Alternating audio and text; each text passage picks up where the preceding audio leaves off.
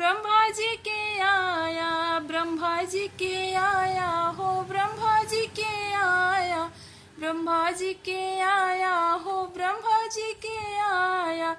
अब ना बैठ डोली में, भोला मांगे गवनवा होली में। अब ना बैठ डोली में, भोला मांगे गवनवा होली में।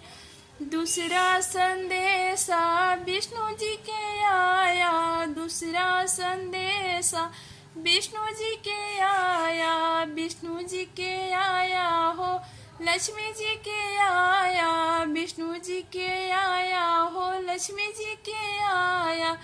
अब ना बैठ डोली में, भोला मांगे गवनवा होली में। अब ना बैठ डोली में, भोला मांगे गवनवा होली में। भोला मांगे गवनवा होली में, भोला मांगे गवनवा होली में।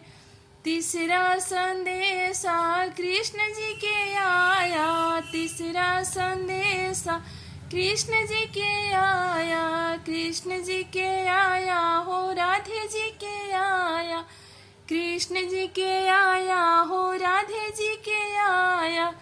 अब ना बैठ डोली में, भोला मांगे गवनवा होली में। भोला मांगे गवनवा होली में, भोला मांगे गवनवा होली में।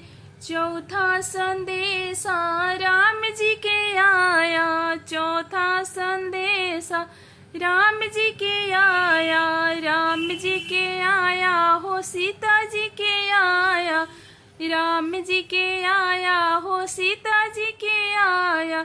अब ना बैठ डोली में, भोला मांगे गवनवा होली में। अब ना बैठ डोली में, भोला मांगे गवनवा होली में।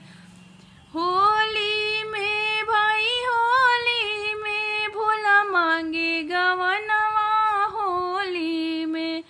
पांचवा संदेशा भोला जी के आया, पांचवा संदेशा भोला जी के आया, भोला जी के आया हो, डमरू वाला के आया, भोला जी के आया हो, डमरू वाला के आया। अब हमें